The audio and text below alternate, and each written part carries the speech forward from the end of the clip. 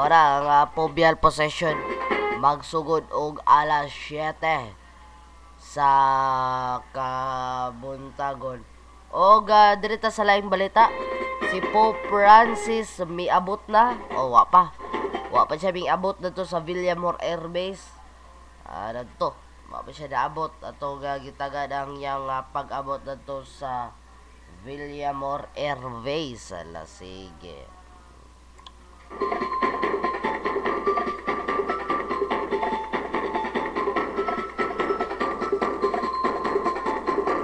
O, naabot na siya sa Villamor Air Base, Mayglan. Pasakay na siya sa Villamor Air Base para makadagan na din yung aeroplano o bakanto na siya sa iyang pantuan sa dito sa ko alas 11 pa yan dagan na ni.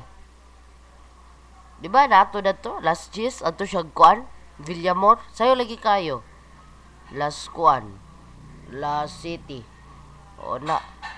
Nakitaan mo ko na ko hindi na bigla. Last 9 pa ni siya banto na to sa Tacloban. Nanyamin ako Last City. Ay Last G's ni siya banto na to. Naman ko na to sa kuan. Sa schedule. Dato sa schedule. Ang gisakyan ni Santo Papa, di siya open na sakyanan. Dili siya katong gisakyan niya kagahapon. Sakyan ni siya na kanang murag Toyota. Toyota ba na doy? Wala. Yang sakyanan. So padayon nga po ng kuan. Tibok TV station Mayglan, dili kasulod ang accessible ra kay kaning RTV sa Malacañang. Muna tanang kuan karon media cover o kuan ra kaning connect ra sa kuan kaning RTV. Kay dili man pwede og kuan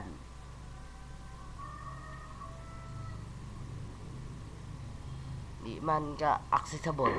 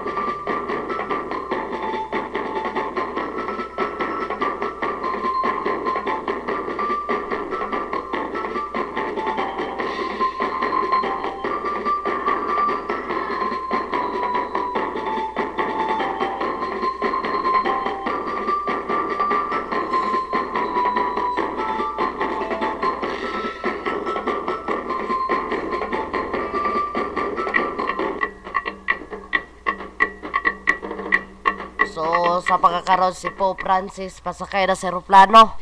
O, misakay na siya.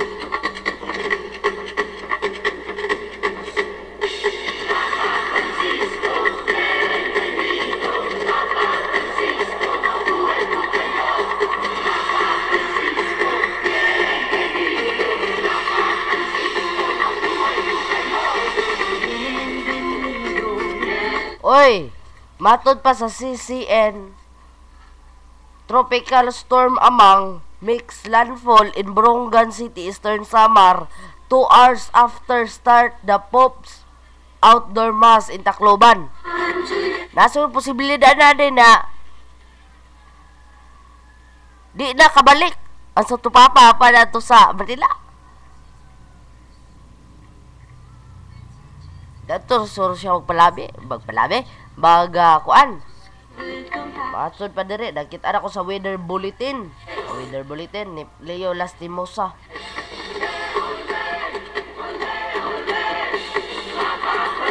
Pero nainauta na di punta ta na may tabok kay sinulog po dra baugma. So si Papa Francisco may nga adto na sa Tacloban City.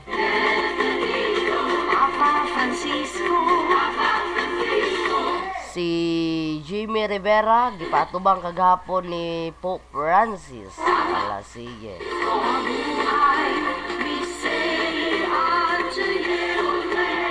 Ole ole.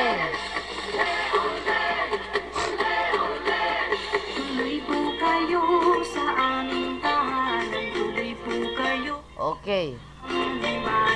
Welcome to our land. Welcome to the Philippines. Come on, Vicar of Christ.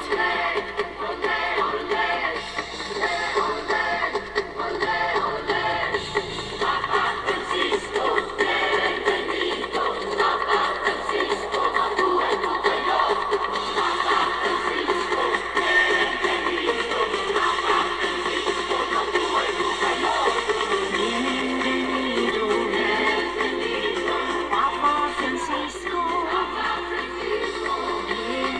So, balik ko sa special coverage sa Diyang Sabo. Maayong buntag Mindanao, Kabisayan.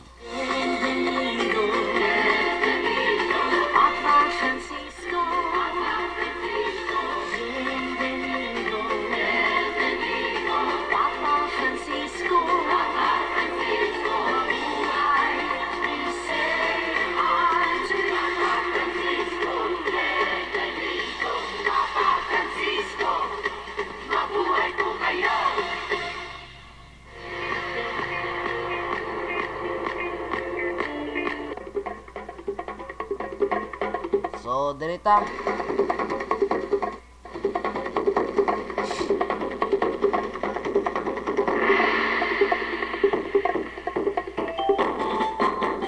Nagpanay niya bihal possession na gipaygad karon dato Subo. O napabayag sa tong mga kauban na si Leo Lastimosa sa ABS-CBN Cebu. O sa di punta maglangan. Ako mo balin sa ko sa pikas lawag sa Tibok Warsa sa DX mo Radio Patrol may buntag Mindanao Kabisayan balik ko.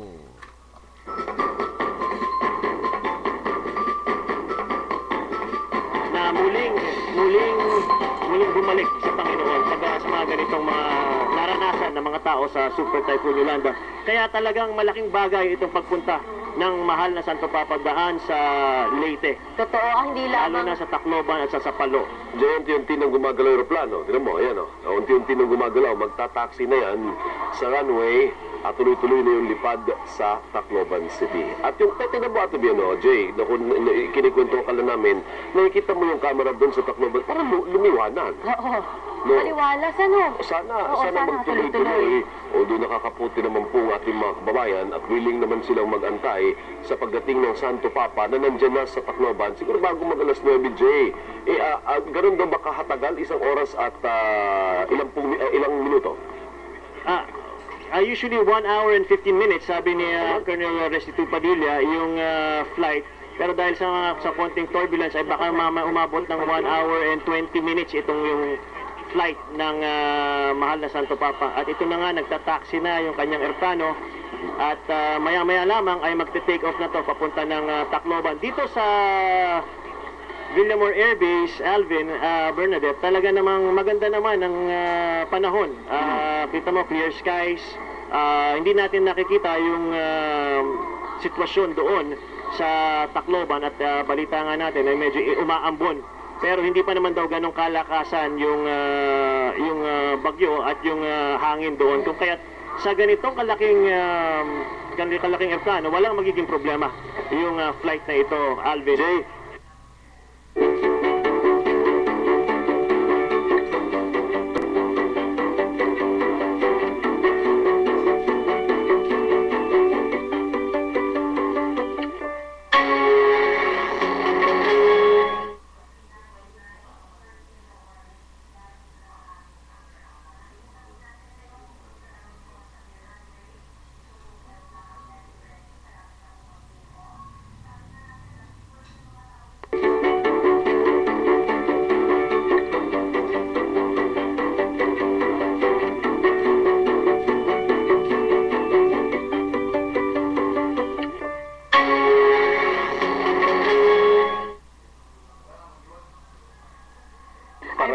Parami. Eh, sa ngayon, tinatanggal na yung watawat, Oo. yung bandila. Isara na yung bintana. Dalawang watawat yung partner, yung nasa kanan, yung watawat ng Pilipinas, yung sa kaliwa naman, pag kayo nakaharap sa aeroplano, ay ang watawat naman ng Vatican. Ayan, Habang naghahanda pong lumipad itong Philippine Airlines, Airbus na 320, A320, sabi ho kanina ni Cardinal Tagle, ka-text natin siya, kung maaari daw ay isama daw sa dasal. Yes. Ipagdasal po natin ang ating Santo Papa. At syempre, pati na rin yung napakaraming mga kababayan natin na nag-aantay dyan nga po sa Tacloban City. Total, dyan naman po tayo magaling mga Pilipino sa pagdarasal. O sa mga taga-Tacloban, sa mga deboto na nakamonitor, sa mga kababayan po natin, ayan po nasakay na ng aeroplano, ipagdasal po ninyo ang isang matiwasay at ligtas na biyahe at abangan po ninyo makalipas ang mahigit isang oras, nasa inyo na, nasa Leyte na ang mahal na Pope Francis.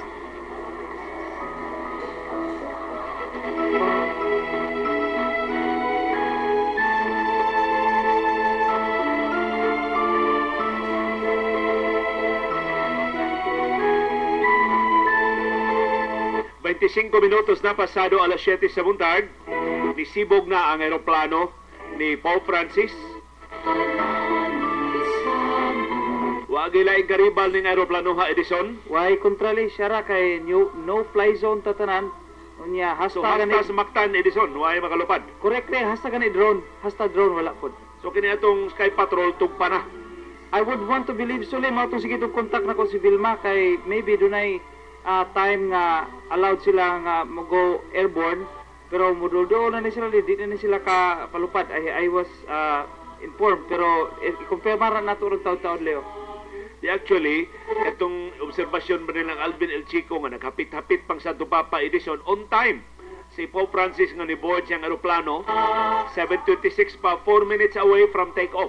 Oh, calculated to tanan le. Ang schedule nga take-off alas 7:30. Gawas ang Santo Papa Edison gusto siyang accessible sa mga tao. Conscious siya sa iyang punctuality. Correct. Siya gusto maghuwat ning mga tao niya. In fact, Edison gahapon na interview nato ning Subuanong batan-on nga Subuanong pari si Father John Thomas Limchua nga nagbisa gahapon dito sa Basilica del Santo Niño. Ang pribilehiyo ani Father John kay nakaila siya ni Pope Francis sa Cardinal Bergoglio pa siya sa Argentina. Kausa no Edison kay duol ra man ning ilang mga quarter sa mga pari dito sa Vatican. Niadto si Pope Francis sa ilang Pinoyanan, nilang mga pari. Unya masayo man Edison, murag ang iyang schedule alas 8:30 man tali, alas 7:30 diha na siya. Sirado man Edison ang gate sa ilang quarters kay sayo pa man kay buntag. Si Pope Francisco no, Cardinal Bergoglio pa nitong higayuna, nagdasi ang kaugalingong bag, nagbarog des gate Edison, nagpaabot kanu sa abrihan. Inana ko nun siyang klasihas pagkatao, punctual kaayo, dili gustong magpaabot ang mga tao niya.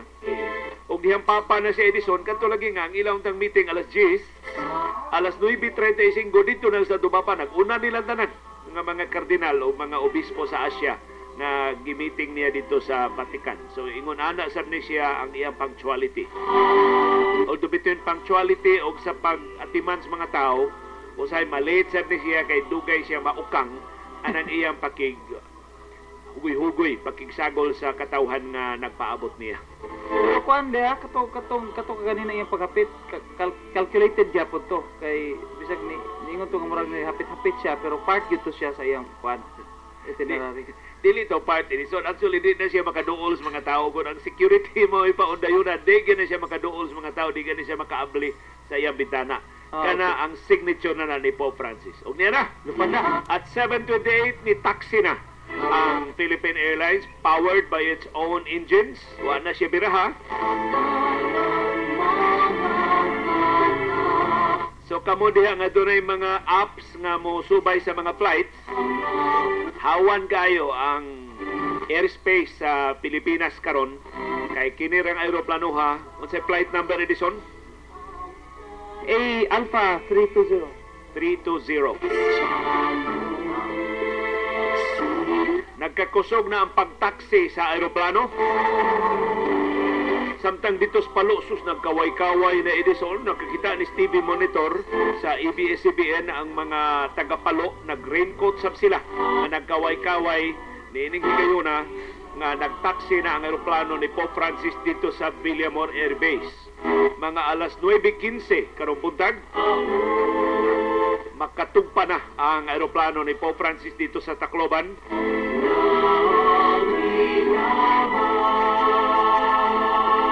Ang kontra sa kahimtang sa panahon dito sa Villamor Air Base, labihang tinawa sa panahon, samtang dito sa Paloog sa Tacloban, labihang uwana ning higayuna. Ni makapatandog kay hulagway ako nakitaan nga nagkuray itas katugnaw ang mga manimbahay dito nag-raincoat na ay mga nanghatag og init kay kape. Mga pribado ni nga mga individual nang hatag og init kay kape ngadto sa mga deboto ngadto sa mga pulis. Sa diin nila sa Tacloban, okay. Tacloban.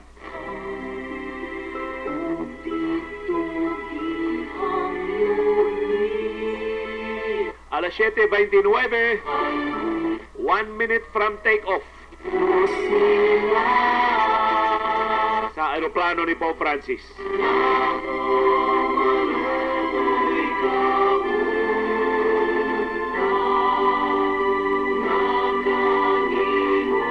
Perting hawana gitinuos kalangitan sa Pilipinas, wag gyud naglupad-lupad. Tungod dining extended nga no-fly zone nga gipahamtang sa Philippine Air Force, gipakapinagpasidaan nga kung dunay mulupad o musud sa no-fly zone, ilang gamitan og puwersa. Ilang pahagsaon kining maong mga aeroplano, chopper o drones. Kaya tanawa nila kay of course ang tanan state of shock pa man ato duha ka aeroplano nga nahagsa gikas pulisya kani ato aron tutukan gini puting hasta international community tutok ani karon safe kay ni ron ang aeroplano ni Pope Francis karong may gayon na liyo kay di lang Pilipinas ang ni tutok nini tanan pod nga laing nasod nga with interest liyo. Ang oras sa Pilipinas, alas 7:30 na, napasyuta ang mga ligid sa aeroplano ni Pope Francis. Alas 7:31 na, 1 minute behind schedule na ang paglupad sa aeroplano ni Pope Francis.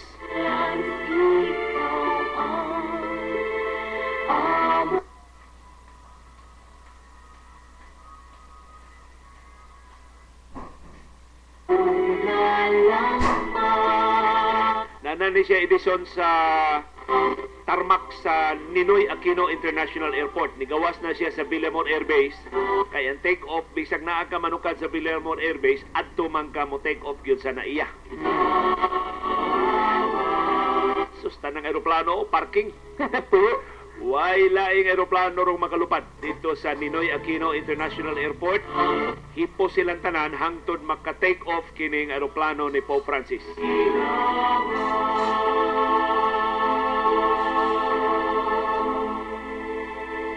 Apaning higayuna nakasugod na ang atong fluvial procession dinhi sa Subo. Kanindot sa atong kahimtang sa panahon perting landunga. Kining atong uwan o paghuro sa hangin wa makatayog sa pagpahigayon sa atong fluvial procession dinhi sa Dakbayan sa Subo, Dakbayan sa Mandawi ug Dakbayan sa Lapu-Lapu. Nasugod alas 5 ganin ang kadlawon gipaubos na sa public storm warning signal number 1 sa Pag-asa. Edison, Yes, sir, Leo. Pa-check si RC Delegate ko na siya sa kuyog sa masakop sa Philippine Navy sa ilang location karon. RC, go ahead. Edison, doon ra kayo sa galyon, nini nagpadayon nga fluvial procession. Hapsay kayo, Leo ug Edison, ug gani karon ang galyon nga nahimutang ang imahe sa Belhin sa Guadalupe sa una o sa tubangan gyud sa galyon ug naa sa iyang luyo ang imahe ni Senior Santo Niño natungod na ta dinhi sa Pier 4. So doon na lang kaayo alang sa mga nagpaabot sa mga pier sa Dakbayan sa Subo. Gikan sa pagikan dito sa may Uwano Wharf, niagi ta sa may Muelle Osmeña diin dito perti kabaga sa mga tao ang nagpaabot, dunay mga nagpabuto, dunay mga nanayaw in costume. Pag-abot na to sa may General Milling Corporation,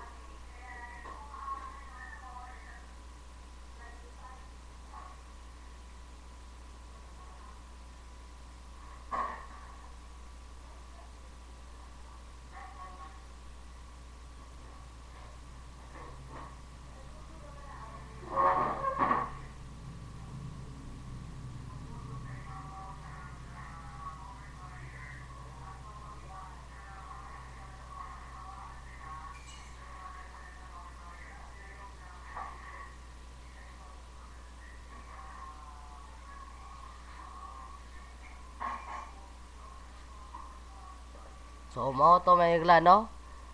At yun, inyo nadunggan ang mao nga live coverage.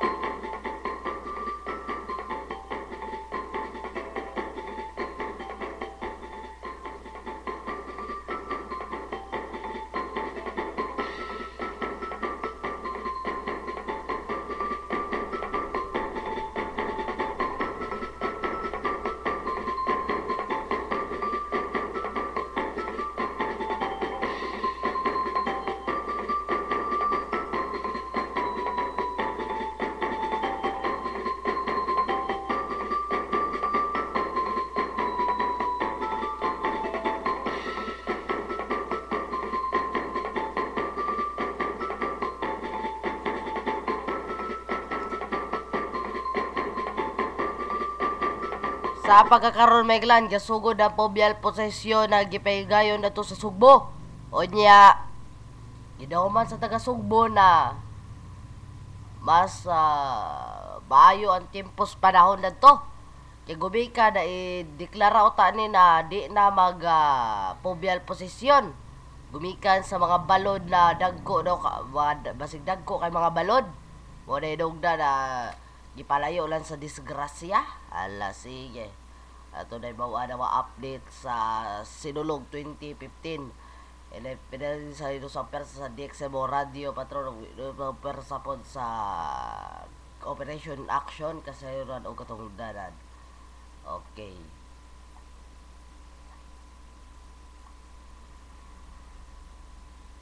Nagpanay dyan mo ng phobial possession sa pagkakaroon. Ito na ko na live feed. Ika to sa dito jud sa Cebu City.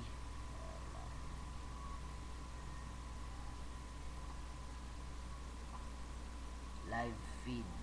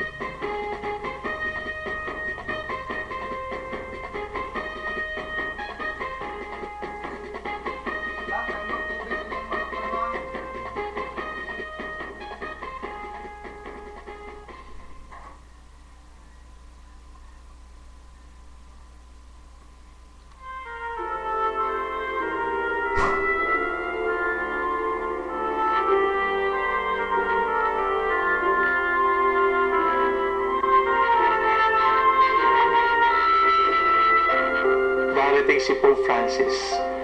Pero hindi na natin siya kailangan sabihing, "Welcome, Pope Francis," sapagkat bago pa man dumating si Pope Francis dito sa Pilipinas, matagal na siyang dumating sa ating puso. Matagal na natin siyang tinanggap bilang matamis na halimuyak ni Jesus para sa ating panahon. Ihanda natin ang ating sarili sa pamamagitan ng panalangin, ng pagtulong sa mga napapagod, ng pagbibigay ng pag-asa sa mga napapagal, ng pagbibigay ng ating sarili, sapagkat ito ang halimbawa ni Pope Francis, ito ang aral ni Jesus. Sa pamamagitan ng buhay ng awa, sa pamamagitan ng buhay ng pagbabahagi, ng bayanihan bilang Pilipino, makikita natin ang tunay na kaligayahan ay wala sa pera, wala sa kapangyarihan, wala sa pagiging sikat. Ang tunay na kaligayahan ay nasa puso ni Jesus. Tingnan mo si Jesus, kapatid, at makikita mo ang lahat-lahat ng iyong hinahanap. God bless you all.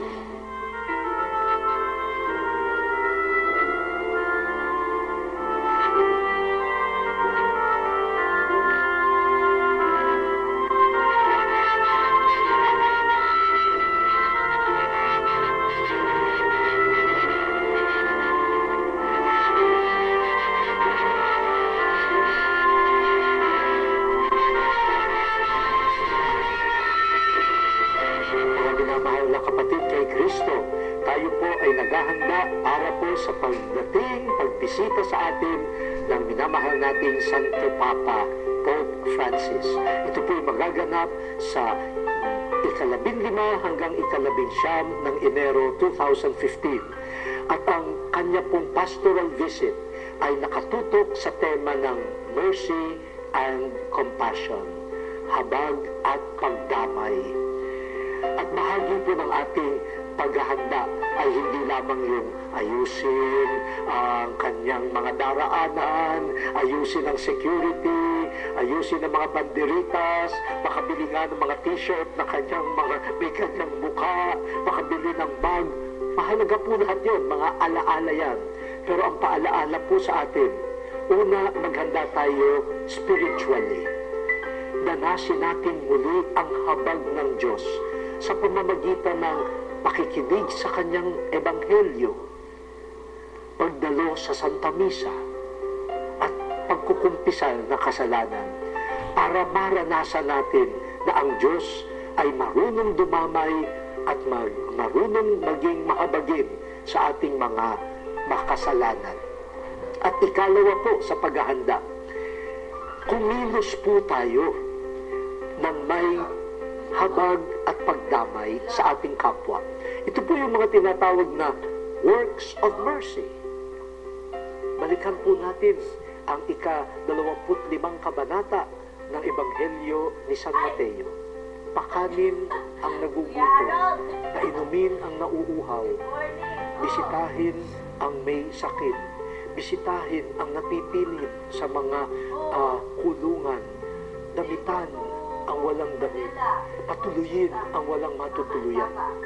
At meron din pong mga spiritual works of mercy, gabayan ang mga nalilito, magbigay ng kaligayahan at lakas ng loob sa mga nawawalan na ng pag-asa, akayin sa tamang landas ang mga naliligaw. Ang atin pong mundo sa iba't ibang bahagi ay nasisira dahil sa kawalan ng habag, ang violence, ang pagsira sa dangal ng mga bata at kababaihan, ang pagsira sa kalikasan, ang walang katapusang bakbakan, ang corruption, ang pagdanakaw, lahat po yan ay kawalan ng habag. Maghihilom ang ating bayan kung tayo ay magiging mahabagin. Sana po ito ang gawin natin paghahanda sa pagdating ng Santo Papa. At pagkatapos ng kanyang pagbisita, maging estilo ng buhay natin ang pagiging mahabagin at mapagdamay sa kapwa. Maraming salamat po sa inyo.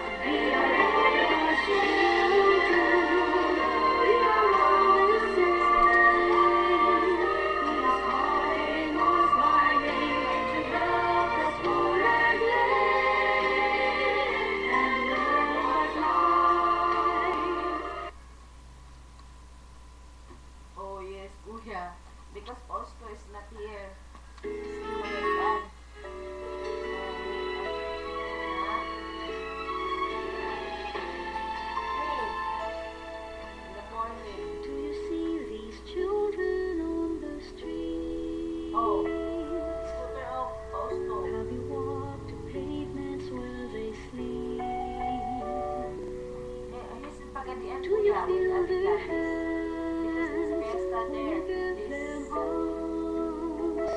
Did you ever give them bread to eat?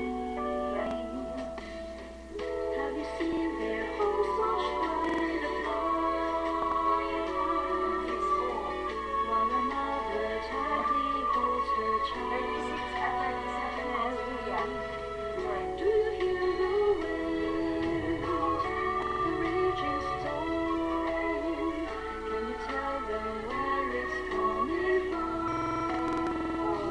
Let us show our love and our faith. Lift your heart and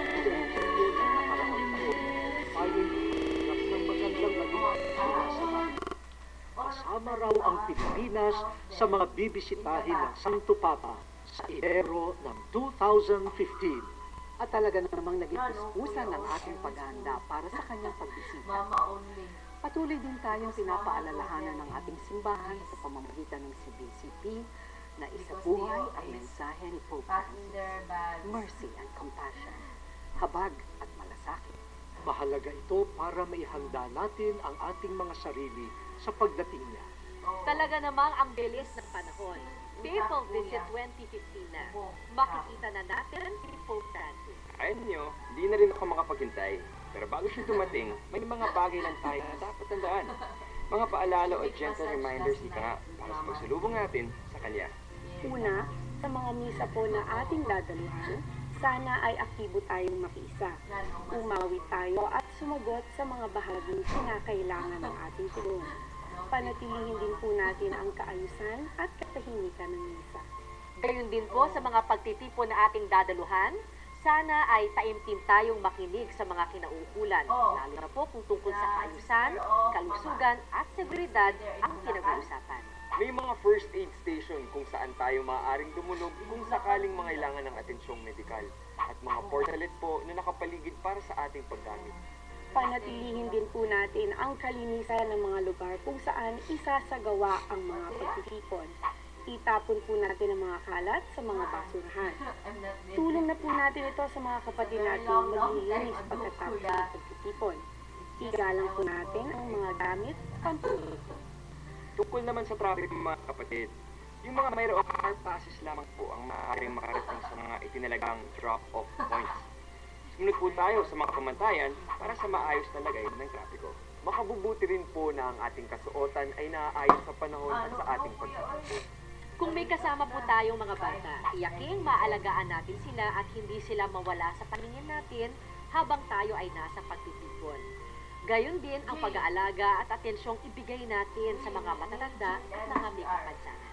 Muli mga kaibigan, huwag po tayong magtulakan. Iwasan natin ang magkasakitan. Igalang natin ang mga barikada at instruction. Makabubuti rin na makina Radyo Veritas 846 sa AM band para sa mga tamang ulat at update tungkol sa pagbisita ni Pope Francis. Mga kapatid, kasama natin ang buong mundo sa makasaysayang pagbisita ng Santo Papa sa ating bansa. Hindi ipakita natin na tayo ay may disiplina. Magalang, masayahin, matulungin, at higit sa lahat, ay malasakit sa isa't isa.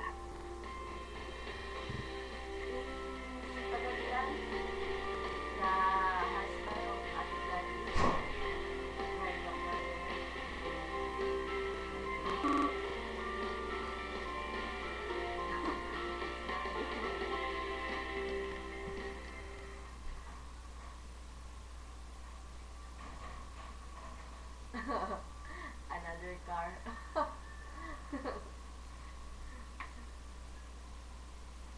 Maybe mama.